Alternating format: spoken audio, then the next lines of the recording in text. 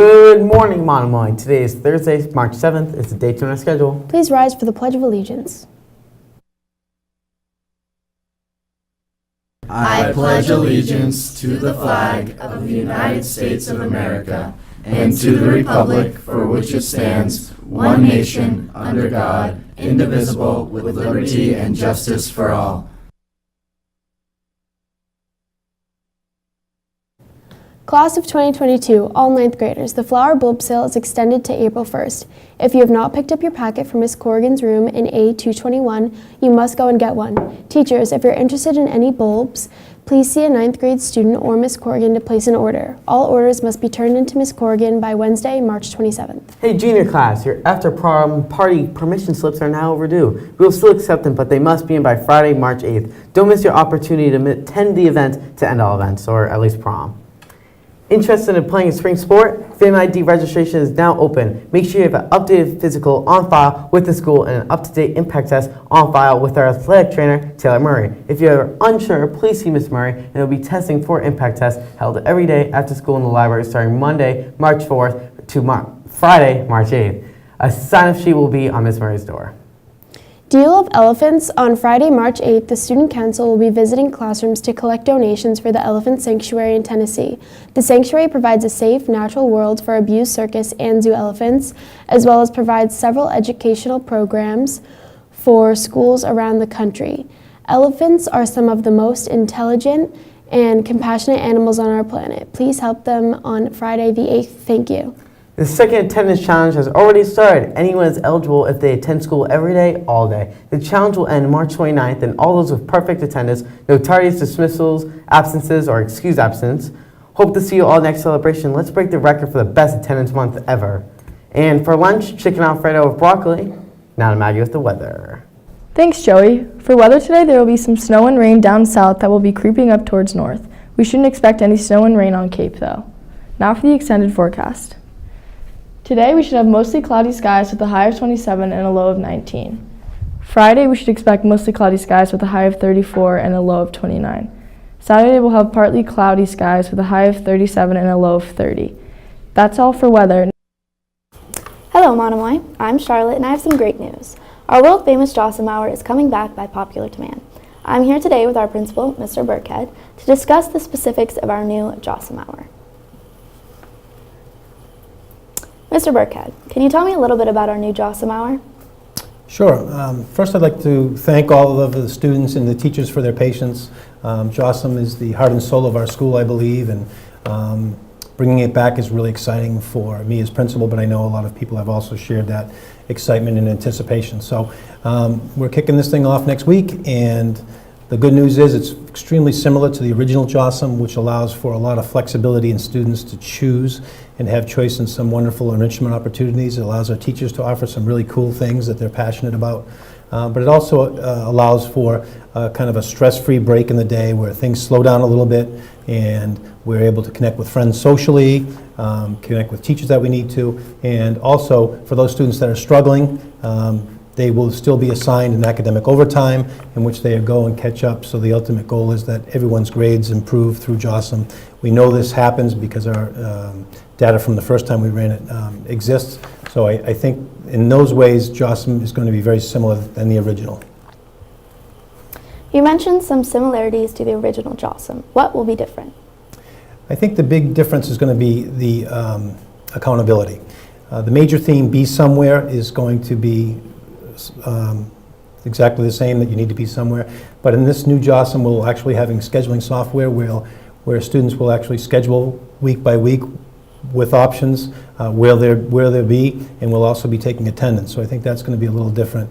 It allows us to know where everyone is, primarily from a safety perspective. In the original Jossum, kids were able to come and go when they pleased, and we didn't really know where everybody was, and it did cause some concerns there. In this Jossum, once you go to a choice, you're to stay in that choice. There'll be no opportunities to move around the building after you go to your scheduled Jossum. Where can we eat lunch? Very similar to the original Jossam. There'll be a lot of choices for kids to eat lunch. A favorite for a lot of kids was the Teachers Shark Cafe. That'll still be a very popular option for students. You can eat with teachers, pending teacher approval. That's one option. The cafeteria is an obvious option. Also outside the cafeteria where the tables are outside the gym. And with the weather breaking hopefully soon, that will be, those tables outside the community entrance outside the caf will be available for all students. And the seniors, senior only for senior privilege, outside the library tables and the picnic tables across from the library in the courtyard will be available. The stark difference in the lunch for this new Jossam is that the team rooms will be off limits for lunch. Right. And stairwells and other places that are not specifically noted in the expectation document that went out to all students. So how will the team rooms be used? So a little bit different here. The team rooms will be used for supervised teacher activities only. They will no longer be a place where kids can go and hang out. We need the space, and we need the space utilized by clubs and activities. So those are off limits to anybody except with teacher supervised activities. Can students start their own clubs to host during Jossam? Yeah, that's a great question, and that's something we really encourage. What we saw in the first round of Jossam, our groups of students were excited about starting their own opportunities. And I can think of one example is the American Sign Language. A group of students came to me, wanted to start that for their fellow students. If you get a teacher to supervise or oversee it, there's a form you fill out in the main office, you meet with me, I approve it, and then we find you a space, and it's off and running. So if you're interested in doing something that we don't offer, or starting your own club, this is a great opportunity to do that, and that's the process. What happens if you don't go to an academic overtime or aren't in the Jossam activity you scheduled? Okay, so with the new scheduling software, it's going to be similar to any other class. You're expected to go, and I think the exciting part of the new Jossam is we've actually built in passing time between Jossams. Before we didn't have that. There was a warning bell, so it's going to be very similar. Where you'll have 4 minutes to get to your Jossam, you'll have 4 minutes to get to lunch and back. So there's some built-in time which will help students get from A to B. As far as responsibility of being in class, it's no different than any other class now. Whether it's enrichment, academic overtime, teachers will take attendance, and if you miss the class, it will count as a cut, and the same consequences as a class cut, detention, or Saturday school, etc. So this must remind everybody that this is a privilege, and we want this to continue. So be somewhere, go where you're scheduled. We will be taking attendance, and detention for Jossam will now be held during Jossam time and not after school. So if you get a detention, you'll be losing your privileges during Jossam. So we hope that's incentive for everyone to go to where they're supposed to be. How will the library be accessed? The library will be accessed similar to any other enrichment. It will be an option for you to schedule in. You can go as many days as you like. It'll be open A and B, Jossam A and B. And we're going to open up the maximum number of students to allow for the library to be full to capacity. In return, we expect that students use the library appropriately. And what I mean by that is that it's a place for quiet study. And if we can ensure that everyone's acting appropriately and it's a quiet study, we can fit the maximum number of students. As some people may recall, we had to reduce the number of students because behaviors weren't meeting our expectations. In this new Jossam version, instead of penalizing the majority, if a individual student or group of students is not behaving quietly and appropriately, they will lose the privilege of the library, so that it will allow more space for more people. So there'll be plenty of opportunity to use the library. We ask that you just use it responsibly. How will you encourage students to fill out their schedules? So we will actually start out by having the first day with your enrichment teacher, teaching you how to fill out the schedule, and then having you do that on your own. We will also have some support places you can go if you don't understand it.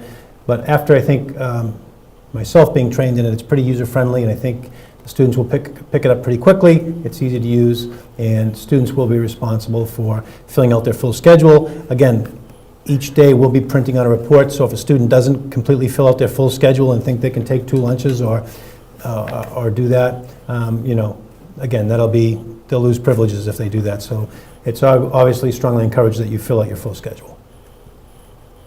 What about Take 5? Does that still exist?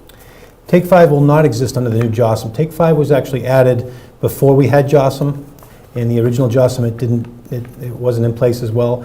So there will be no Take 5 during JOSM, as the full hour is technically in a Take 5 in itself. So when does JOSM begin?